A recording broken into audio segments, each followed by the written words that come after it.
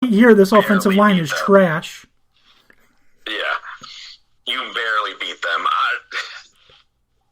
Someone said that the Steelers just won't die, but I don't know if I agree with that because I don't know if they've ever been alive. They're more like a zombie of a team. I just don't see what their real hope is this season. They are not a contender. They are. I don't even think they're near the best in their division. I think the Ravens and the Browns, they're probably the worst in their division. They got Najee Harris. That's about it. Yeah. So. Najee is a bright spot on their team. They just lost Juju. They got Freiermuth, who's okay, but Big Ben. There's all this talk about him losing the weight and looking sharp again, and that is out the window as far as I'm concerned. He looks bad. Yeah. And they're trying to do, I think, a similar thing of like one last ride, one last chance at a Super Bowl, and through a third of the season, they look like they have absolutely no shot at a Super Bowl. Here's the thing with the Steelers. They lost 3/5 of their offensive line. Ben Roethlisberger is old. They don't have a backup quarterback on the team that really is capable. They got Dwayne Haskins. Good luck. What they should have done, and I will say this, as much as I love Pat Freiermuth, he should not have been drafted by the Steelers in the second round. That's where they should have taken Kyle Trask. I don't like Kyle Trask. Sit him for a year behind Ben Roethlisberger. He's your future. Yeah, than Haskins. That's fair. I don't think Haskins is even serviceable. I guess you could say Ben is serviceable because they certainly look, horrible without him. But man, I don't know what they're doing because you're not a contender. You're refusing to rebuild. It's just rough sledding for them. They're a spoiler at most. That's what I see. It's going to come down to a game where they're going to play against some other team, like the Bengals, or it's going to be a division rival that they spoil. That's what's going to happen. They're going to be the ones that keep game against the Bengals. They're going to tie against the Bengals, keeping the Bengals out of the playoffs. Yep. Calling it now. Actually, no. I could totally not a tie, but I could totally see them just squeaking out a shitty win against the Bengals and ruining the Bengals' chances at the postseason. Do you know who it could be, actually? Because they play the Bengals in like 4 or 5 weeks. It could be the Chiefs. They play the Chiefs third to last week of the season. They could knock the Chiefs out of the playoffs. I'm not giving them a shot in hell against the Chiefs. I'm just saying. They look like they've taken a step back, but there is no chance the Steelers can beat them as they currently are. Unless all of a sudden their guys start really stepping up in a way that we have not seen, I say no chance. And we're gonna move on because we only got about 10 minutes left. Then we gotta go because it's late. Titans Bills. What a game on Monday Night Football. Oh my God, 34-31 Titans win. And so fun. for those of you who don't know, I'm running a pick'em pool. And we had a guy who was literally Josh Allen not slipping away from going a perfect 14 for 14 and winning $50. Yeah, that was a really fun game to watch. Derrick Henry is just a monster. But hey, the Jets beat the Titans, so Jets are better than the Bills. There you go. There you go. That was just a bother BB.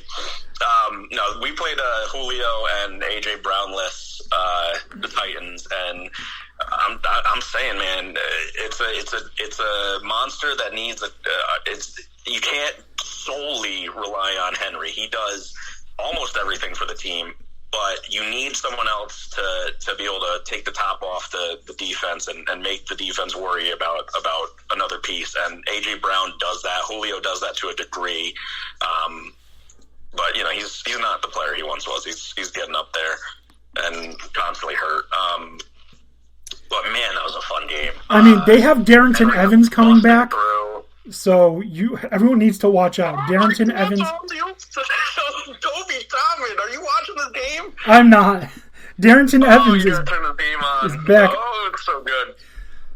Who's winning? It's on ESPN. I know you had some trouble with MSG. Yeah, they're not on YouTube TV, but ESPN's not. No, they are. MSG isn't. Yeah. But Yeah. So this game, let's just go over the stats real quick because we got like 4 minutes before we gotta be done. Here we go.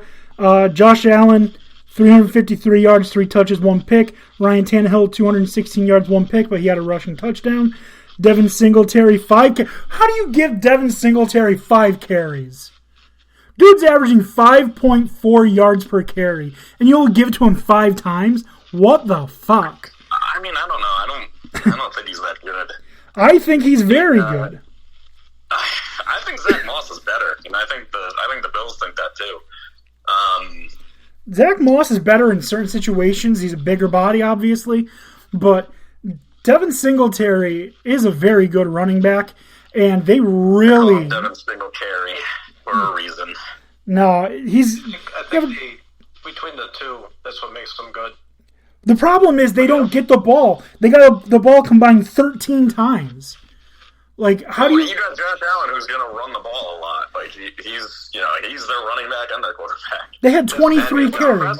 And I see people calling them out for not taking the field goal, and I disagree. Even though they lost, I completely agreed with going for it. I think they probably should have done something besides a QB sneak because that's just the most obvious thing to do in that situation. That's when you never want to show your hand to the defense.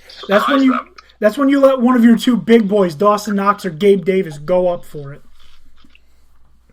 Was Knox still in at that point? Because I know he had a broken hand. Maybe he was out. I don't think so. Yeah. Anyways, you put a big body to just go up and get you the football. Gabe Davis is very good at going up and getting the football. Yeah, or I would have been fine with like a Diggs end around. That would have been a sneaky play. Diggs is one of the fastest people in the league, and probably is going to beat someone to a corner. So, or even a quarterback draw from the shotgun. Like, if you're hell bent on Josh Allen being the guy, don't be obvious with it. We all know a quarterback sneak is coming. But, the Titans, Derrick Henry, 20 carries, 143 yards, 3 touchdowns. A.J. Brown, 7 receptions, 91 yards. Such a monster. I can't believe I doubted him again. Yep. And didn't draft him anywhere. Yep. Very good game. Unfortunate ending for the Bills. Unfortunate ending for the guy who almost won $50. But, great game. All right, we got a... Could be an AFC Championship preview. It could be. All right, now we just got to do our This Week in Sports History, and then we are signing off for the night. All right, This Week in Sports History, as always, founded on onthisday.com. On October 18th, 1974, Chicago Bull Nate Thurmond becomes first in NBA to complete a quadruple double with 22 points, 14 rebounds, 13 assists, and 12 blocks. That's cool. First ever, Speaking of blocks, Mitchell Robinson, always such a monster. All right, guys. He's going to have like 5 blocks this game. If you want to find us on Twitter, we're at Dan D'Antoni. On Facebook, we're Dan D'Antoni Sports. Send us an email. We're DanD'AntoniSports@gmail.com. So for Dan, Tony, and Spirit, and Dan, have a good night.